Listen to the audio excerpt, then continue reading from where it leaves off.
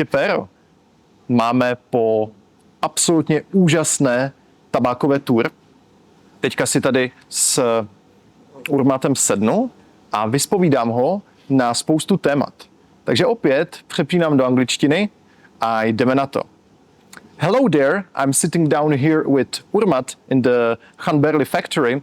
You've seen our tour, it was amazing, and right now it's time to talk and go a little bit deeper. So I'm here with Urmat, and right now I smoke Hanberli's latest cola, and it's delicious. And let's get down to business. Urmat, I need to ask you, what's the origin story of Hanberli? First of all, Jakub, thank you for coming. Peter, you as well. So when it comes to the origin story, is that when I came back from United States, where I got my education in philosophy and accounting, I joined my brother for his business, which was restaurant chain. And since I had, some ideas on how to promote restaurants and cafes, he asked me to, become an art manager for two of his places. And I tried, different tactics, different operations in order to boost the sales, to have more guests at our restaurants. But it didn't work out because it's really hard to promote a place that already has certain name, certain brand. And for that matter, we had a meeting in 2015, and I had a suggestion for him. I said, Murat, you know what? I think one of the places would be good in order to transform it into shisha lounge. And he said, what do you have in mind? And I told him that, in the Bishkek culture in 2015, that most of the places that had Khalil Mamoons, they had like Arabic bowls, they used double apple, exactly, like lemon mint and stuff like that. And I told him that if we upscale the shisha lounge in terms of the equipment, so if we don't use Khalil Mamoon, we use, for example, Kaya shisha. For hookah bowls, we can use hookah John bowls, and for the heat management, we could use Calout Lotus. And if we give the same prices as for our competitors on the market, we can actually show the difference to our customers. In 2016, in January, we launched our first shisha launch, which was called My Shisha. It was an instant success. Basically, in 1 week, we served around 100 shishas per day, so it was instant success. That's great. Yeah, it was a great time, and my brother realized that there will be a lot of potential in shisha, so we have to expand. And at the end of the March of that year in 2016, we launched our second My Shisha. It was called My Shisha Center, because it was located in the center of the city. And basically, in the time span of 3 to 4 months, we're selling around 10,000 shishas per month. So it was a huge success. Moreover, we encountered a new problem. So when you sell so much shishas, you have to find a store that could supply you with tobacco, supply you with charcoal, supply with everything you want. It was super hard, so we had to do by ourselves. So we started procuring like dark side, just by calling like Moscow, like guys, please send us some dark side. It happened everything just chaotically. Eventually, in 2017, 18, we realized that we need to start making our own shisha. That it's not enough. Yeah, because that way you would have more control over what kind of mango you would use, what kind of strawberry you would use. Also, it would give more understanding on the strengths, because every single market is different. For example, in Kazakhstan, people smoke lighter. Bishkek likes to smoke like stronger tobaccos for that matter. And we realized that if we know how to make shisha tobacco by ourselves, it would be much easier for us to control to have the products for our customers. That's how it started.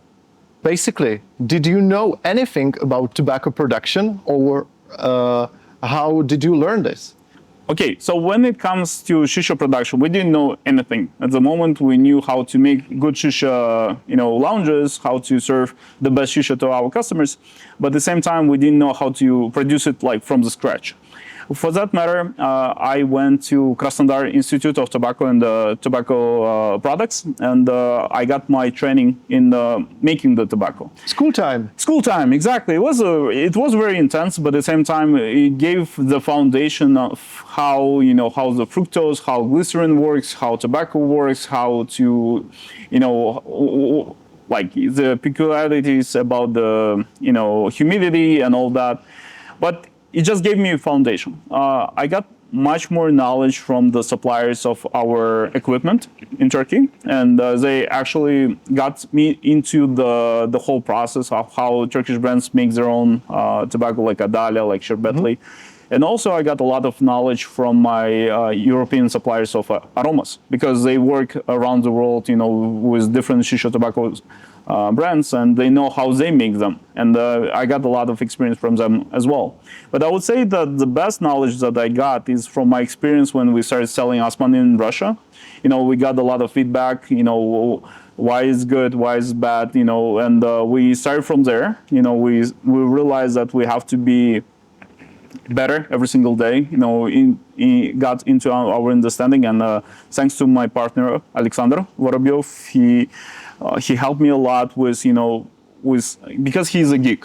He's just such a guy who just got into every single detail. Like Urmat, I think this one, like this. He dives deep into the he dives like super deep, into every single process. And thanks to him, like over the years, we were able to elevate Hunburley, because we launched Hunburley in 2021, and I would say at that moment it was, I wouldn't say it was a raw product. I would say it was a good product, but it needed some not refined yet. Exactly. So all the years after 2021, we still refining our product, and because we travel the world. We travel to to Russia, to Azerbaijan, to Kazakhstan, to Uzbekistan to see how our product works, and we always get some kind of feedback from the local masters or our partners in that, for that matter, and we kind of navigate. Okay, Sasha, we can make something better here. We can improve here. We could make something even better over there. So that's how it works. Yeah, I will pass the hookah. Thank you. Urmat, you started with Osman, which is a blonde leaf brand. Now, Hunburley. Up to this date, you launched 4 lines of tobacco, 2 blonde leaf and 2 dark leaf. Yep. Please explain us the lines, the names, and the philosophy behind each brand. So when it comes to branding, we have an idea that every producer who has worldwide ambition, just to go globally, you have to think about 5 brands. So number 1 is to have something kind of for mass market. Yeah, for the masses, something that, pre-mixed, just maybe some pineapple maracuya or some berry mixes or some fruity mixes. And for that matter, we have Mayram, which is blonde leaf, and it is appealing for Central Asia.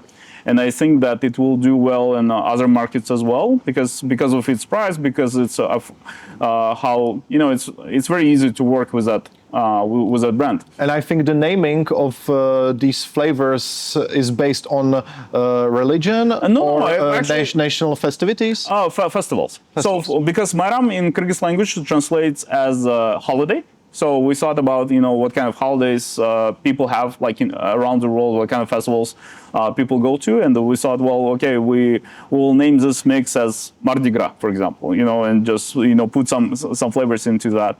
But for example, when it comes to Osman, it's a different style product. I was in love with old Nakla, and I still think that that's the best product ever produced by anyone. You can throw at me stones, whatever you want, but old Nakla, before the GTI bought them, was the best product, for the master. 2013 was a disaster, and I have the same feeling. And the best one for me is Miso Mint. Yeah, exactly. For me, it's Miso Lemon. Great. And what we wanted to get the best out of Nakla is that they used higher tobacco content. For example, usually light leaf brands use 10%, 12%, we use 16%. So that kind of elevates the flavor of the tobacco leaf itself, and we want to have something very natural.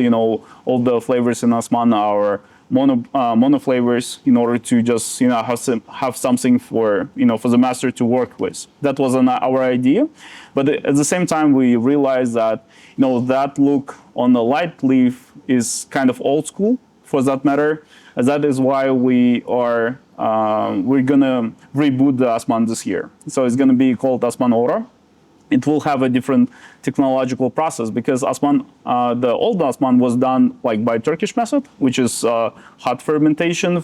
And we realized that if we sous vide the light leaf, it's gonna be, it will absorb more syrup, it will absorb more flavor, and it will be more up to date, and it will be more appealing to the customers at the moment. That's how we view the light leaves. And Asman is the word for heaven?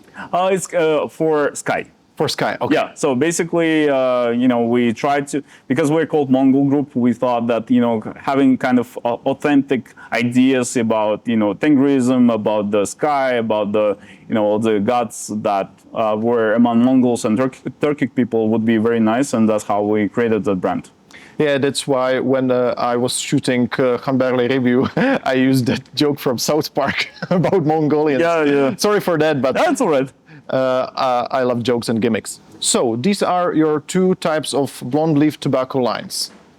The biggest brand so far, right now, I think, is Hanberli. Yes, it is. And you also launched a new product called Everest, which position is strength-wise, let's say, amongst the highest nicotine level tobacco on the market. Exactly.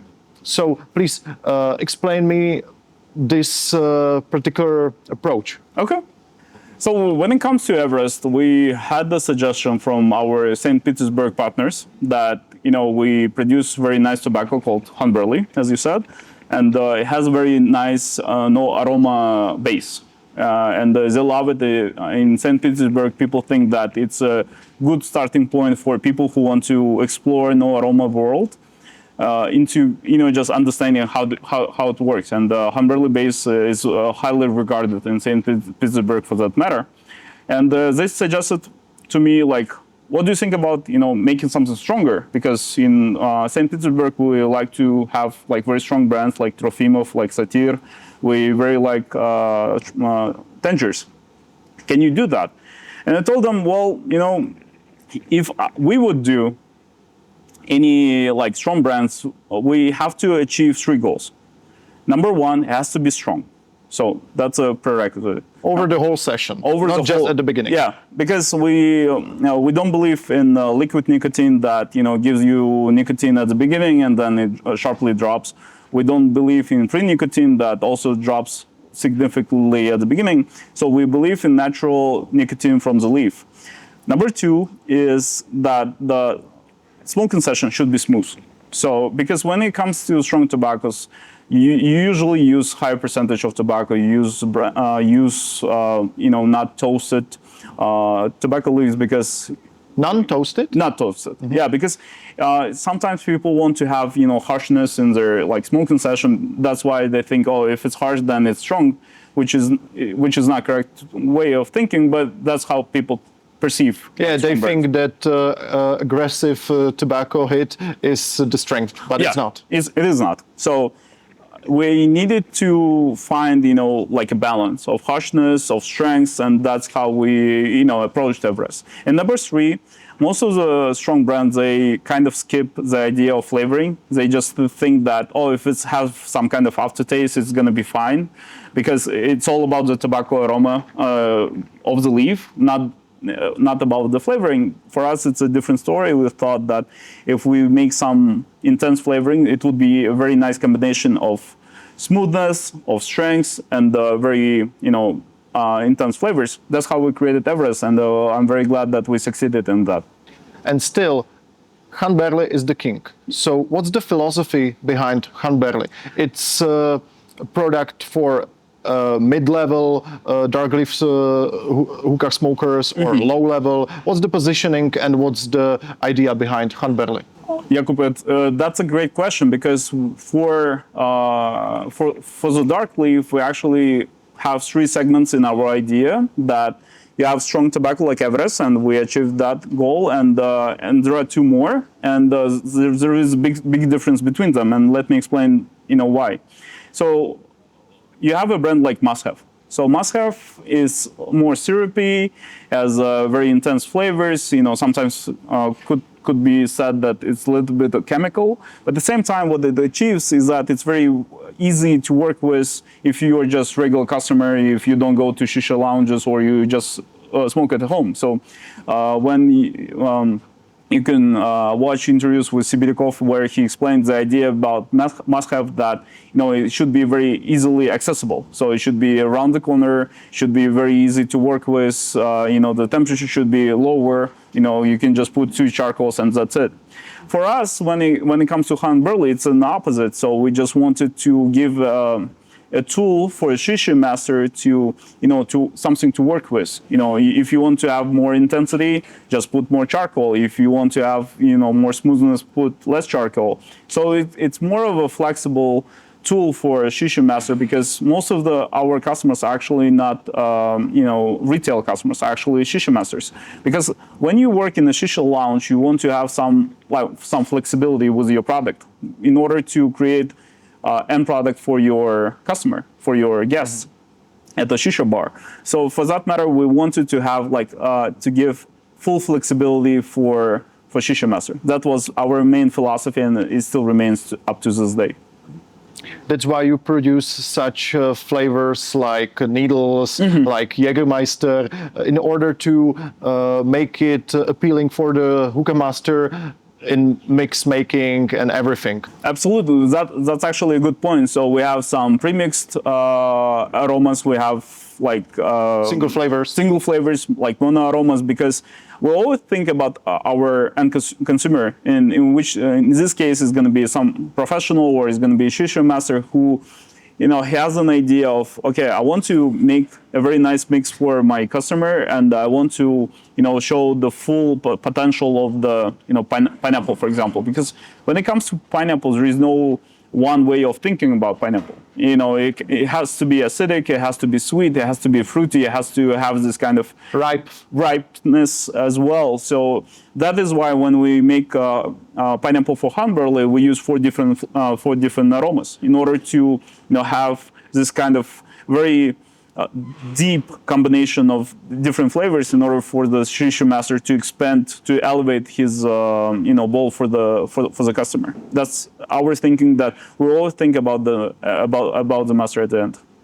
Urmat, thanks for clarification and deep dive into Mongol group world. Thank you. And precisely what gets you to the hookah world, and why do you smoke hookah? What's in it for you? I think it really. And please smoke hookah. Thank you. It's always easier to explain shisha while you're smoking. So when it comes to my understanding of shisha concept, shisha world, shisha industry, whatever you want to name it, is that it's kind of our escape from real world, mundane problems, just thinking about life. You just want to relax with your friends or by yourself or with your wife, just talk about stuff, not thinking about, your finances or like your, everyday, bullshit. Problems or tasks, it's kind of our way of escaping things. And I think that what really unites all of us, in a way, like in Czech Republic, in Azerbaijan, in Russia, in Kyrgyzstan, in Japan, in China, that people just want to, have a good time. So please escape right away. Thank you. Yeah, I'm escaping with you. What challenges have you faced during the construction of Mongol Group and baby steps in tobacco making process, and how did you learn from your mistakes? Okay. I think our main mistake was not understanding Russian market. We thought that, because we are so successful in Central Asia, that it would be very easily applicable to Russia. But Russian market was a completely different animal. And on top of that, when we launched Osman, we got into COVID. So, and since Asman was made for shisha masters, and imagine that all shisha masters just went home and they were locked down, they couldn't just operate. It was a huge problem for us. And from that on, we had to think, oh, okay, let's make a step back, or maybe two steps back, just to understand, okay, what would be appealing for the Russian market. And we started building the concept of Humberly. Okay, our customers will be professionals, our customers will be shisha masters. We have to think, okay, what kind of flavors they like, what kind of depths, what kind of strengths, what kind of packaging they want. So we got into every single detail, and that's how we actually got into Humberly. And that was a very chilling experience, because we had to, face our losses, because we got a lot of Osman into Russia, and Russian market realized that, well, it's, of course, it looks like old Nakla, but at the same time, we like must have, we like dark side, and you have to think forward, not to think, backwards. So for that matter, we started being very cautious, thinking everything like maybe 5 times, 7 times before we launch something. And I'm very glad that we had that experience, because it taught us to, analyze every single detail, every single matter. What kind of humidity should be here, what kind of temperature should be here, how do we approach tobacco leaf, what kind of process should it be, like it's going to be sous vide, or it's going to be cold fermentation, hot fermentation. So we always put a lot of thought after that experience. And I think that, it taught us a lot, because we realized that, when the biggest challenge with the Russian market, it's that it is too competitive. There are around 100 brands, and 3 brands control about 70% of the market. And you always have to be up to level in terms of, your methods, your thinking. And I think that what made us better and made us, in a way, more professional. Because we learn from our mistakes. We always take a step back. We make 2 steps forward. But it's always about being cautious and analyzing every single detail. Some people would say that we're too slow, but I would say that's a great approach. Well, when it comes to like being down the road, of course. But when it comes to just like up to like day-to-day basis, sometimes we think that we're just too cautious. But I think it's a much better approach. Mm-hmm. We're sitting here in Bishkek, the main city of Kyrgyzstan. Urmat, please tell us something about Kyrgyzstani hookah culture, mm-hmm. and what do you smoke here, what's popular, and how does it look like, the whole picture. Okay. So, when you think about Kyrgyzstani hookah culture, it's a very kind of peculiar market, because it has something from Russian hookah culture, it has something from Arabic hookah culture, and it has its own kind of vibe. And when it comes to Kyrgyzstan, people here used to like something light, blonde leaves, but now it's changing because of e-cigarettes actually. E-cigarettes were very popular here like for the last 3 years, but they were banned this year. But what e-cigarettes actually influenced is that people wanted to have more nicotine because they got used to nicotine in their e-cigarettes.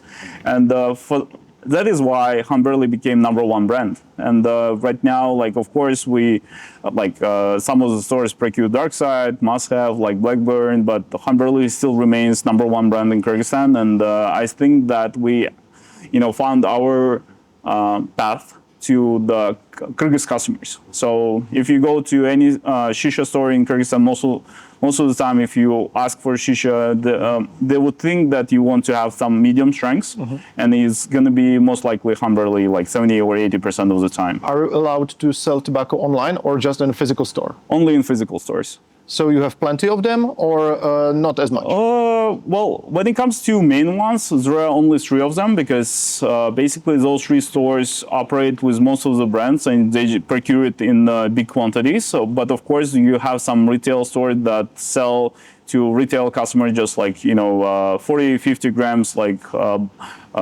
jars or packages. It's It's very popular because in Bishkek what happens is that people started to drink less alcohol and started smoking more shisha. It's kind of like a trend here. So in terms of lounges, there are plenty? Plenty. So when it comes to lounges, you can Bishkek used to be a capital of horeca industry in Central Asia. In Bishkek, there are only 1 million people living here, but at the same time, there were around 15,000 places where you could go for a snack, for food, to drink something. And right now, of course, when you have like so many places where you can just grab some food, most of them actually serve shisha as well because it just became like a national thing, you know, because people here just like to spend their time after work, you know, just going out to places like every single day, not just on weekends. And most of the time, how they spend it, they have some food, they have some shisha, they chat about life, and go back home. And in terms of prices, do you have low, medium, high consumption tax? In your opinion? Well, when it comes to taxing in Kyrgyzstan, it actually got better because Kyrgyzstan actually followed the lead after Russia and Uzbekistan that changed their taxing into 20% of the mass, because you don't really use more than 20% of tobacco leaf in your end product. So why do you need to pay the full taxes for that? Yeah, from the molasses syrups. Exactly. You just why do you need to tax that? And I'm very glad that Kyrgyzstan government actually got into our situation and made it clear for all of us. And because of that, I would say 90 to 95% of the market is pure legal. It's all legal. If anybody visit Bishkek, where to go for a session? For a session, okay. Let's say 3 or 5 facilities. So number one is probably top selling would be Social Coffee on Razakov Street. Razakov Street. Yeah, that's they sell like more than 100 shishas a day, and it's very popular. They have very nice lounge, and their terrace is super nice. Number two is Teplo Bar. You know, it belongs to my friend, and he's such a geek in terms of, you know, just different shishas. You know, he likes like Ipona, he has Vukas and all that. So it's a very nice place to go to, especially if you want to smoke some tangers. I would say Urban is number 3 because Urban has probably one of the best shisha masters in Bishkek. So Mark, the way his approach to shisha is also good. But there, like, to be honest, when it comes to Bishkek places, most of them have very nice shisha. It's not something that you would encounter like shitty shisha. And what's the average price for shisha in lounge? Usually it's around are we talking euros? Mm-hmm. Like 10 to 15 euros. Yeah, that's a great price. Yeah, it is. Urmat, I'm usually the guy interviewing others, but maybe you have some questions on me because let me say that clearly I'm kind of exotic thing from Czech Republic, but maybe I'm wrong. So. Yeah, actually, I wanted to ask you a question because for all our partners, I actually visited those countries, and I saw firsthand, how the shisha industry operates there, like Azerbaijan, Uzbekistan, China. So, but I haven't been to Czech Republic for a very long time. I was there as a teenager, but I haven't been there recently. So I'd like to ask you a question about how do people perceive our products? What do they think about them? How do the shisha industry develop in general? Thanks for that question. I'm always glad to explain the Czech hookah market and scene. So in terms of Hanberli, it's still a new brand for Czech market. We have a long history of smuggled tobacco, so we knew all the brands like Tangiers, Dark Side, or the Russian brands, and Hanberli is a new thing for us. So what I'm saying, you can't show it and smoke it once. You have to keep repeating and provide information about this brand in order to catch attention and to show people that there is something new. They don't have to be afraid of the new product and just try it. And they're like, oh, tobacco from Kyrgyzstan, that's really something new. So what I did, I made a proper review and There is a bunch of tasting events of Hanberli, and I think people are starting to realize that they don't have to be afraid to try something new. And from my perspective, your tobacco is easy to work with. Okay, thank you. It's stable, and in terms of strength, Hanberli is from low to medium, but I'm a seasoned hookah smoker, so for somebody it could be too much, but I think it's medium strength, and its flavors are simply amazing. Oh, thank you. And right now we are the only brand on Czech market who serves such thing as needles, Jägermeister, and that's great because you have the opportunity to mix with all those flavor components and make such a unique mixes. Yeah. So from my perspective, I really like Hanberli, and I hope it will attract more people, and that needs time. Okay, thank you, thank you. And regarding our Czech hookah scene, we started in tea rooms, which is kind of unique from the world perspective. In the 90s, strange facilities opened. It's a mix of all cultures, of Chinese, Indian, Persian, and you drink tea and smoke hookah. And when I was young, it was the alternative for a pub. Okay. So we go to tea rooms, we smoke hookah, we experience our first buzz effects. We fell in love with tea and with hookahs. So right now we have the highest density of the tea rooms in the world, which is not hard to achieve when you develop it in a way. But right now I would say we have the best quality lounges in Central Europe. Because we do regular cold change. We do that sommelier thing that we ask about your style, what do you want to smoke, and it's not just a piece of menu. Yeah, I want this, this. No, the hookah master will do this process with each customer. And we have great setups right now. We have a low consumption tax. So it's really booming in terms of tobacco brands. Back in 2023, we had like 16, 17 brands. Right now we have more than 35. Oh, wow. So it's really booming. And you should come to Czech Republic, visit Prague and other cities than Prague, and I will show you our hookah culture, and I think you'll be satisfied. Thank you very much for invitation. I'm looking forward to such a meeting. I would be very interested in meeting you in Praha, if I'm saying it correctly. Yeah, Praha. And I have a suggestion for you.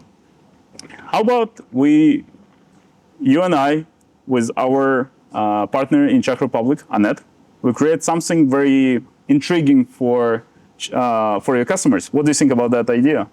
You know, that's not the first time somebody asked me that question, and it never worked out. So if your idea is making a collaborative flavor for Czech Republic with me, I'm definitely 100% into it. Let's make it. And I have a suggestion in my mind, and that's a mix which is nowhere around to be found in any Russian, American, European brand. A mix of 2 or 3 flavors. And I think it could be a success. But we have to dig down deep and test it out. And let's do it. Let's do it. So, I will pass the hookah. Sure. This is a great final message for our audience. So be ready for a collaborative flavor with Jakub, Dýmkařův koutek, and Urmat Hanberli. I don't know if it will be on the strength level of Everest or on the level of Hanberli. Let's wait for the final result. And again, Urmat, I'm very glad that you invite us over. Thanks for having me. And I would really thank our partner Annette, which is the distributor of Hanberli in Czech Republic. I hope he will release more of your brands like Asman or Everest. And thanks for this experience. It was my first time shooting the whole process of tobacco making, and I think it will be great for the audience in Czech Republic and worldwide. Thank you again for your hospitality, and I wish you all the best with your products and in your life. Jakub, pleasure is all mine. I'm very glad that you and Peter, you made such a long journey. You know, going from Praha to Bishkek, it took a long time. It was a very tedious kind of process, but at the same time, I'm very glad that we could welcome you here in Kyrgyzstan at our factory to show to your viewers, you know, our passion about shisha, and wish you that for you and all your viewers to be, you know, just enjoy life. Enjoy life, enjoy shisha, enjoy like every single day of your life, you know, kind of like that. And please expand, please be prosperous, and be open-minded. Thank you very much. In the end, I want to show you our Czech hospitality. I brought some gifts for you. Oh, thank you. From Czech Republic. So you. the first gift is something to drink. I think you may recall slivovice. Oh yeah. That's our national spirit made of plums. You have to drink it a bit frozen, and I think it will cure you. Oh, thank you. Thank you. Much appreciated. So something for drink and something to eat. A friend of mine makes a great jerky. Okay. So that's something salty. Okay. Thank you. And I was wondering what Czech product to bring, and we have, let's say, this is hašlerky. These are bonbons that are really unique at its taste, and I hope you will enjoy it or you will trash it. It's either way, somebody likes it, somebody. It's a perfect gift for my son. Oh, amazing! he loves candies. And something from the hookah world. Oh, okay. We have a brand in Czech Republic called Amphora Ceramics Shisha. Okay. The guy, Lukáš, makes amazing bowls and hookahs made out of clay. And he gave me one of his first bowls. Okay. This is a classic bowl with a glacier. And I hope you will like it, and I will pass it. Absolutely. And it will It looks amazing. live in Kyrgyzstan for you to use. Yeah, absolutely. Especially, you know, with it's very good for when you smoke by yourself, you know, just for like 30-minute session, something like that. Because I don't usually smoke for a long time. So that's amazing. Thank you very much. And to wrap it up, it's my honor to give you the issue of my hookah book, Dýmkařská bychle, which is basically a hookah encyclopedia. Okay. And I hope it will be released in English or in Russian, German. And I know you can't read that, but there are pictures inside, and I hope you will accept it as a token of our friendship. Honor is all ours. On top of that, you know, gladly we'll leave at the time when we have ChatGPT. So I can just, I can just, you know, just put my camera and it will be translated. But thank you very much, and great work. And hopefully that this book will go to all the shisha lovers around the world, and it will be translated to many languages. But thank you very much. Pleasure on my side. So that's it. That's our conversation with Urmat in the heart of Bishkek and in the heart of the Khanberli factory. So thank you for watching this. Be sure to subscribe my channel, and let's wait for another video, and we will go eat something, hopefully, and enjoy our spare time in Bishkek. Yep. Urmat, thank you very much again, and yeah, let's eat. Let's eat.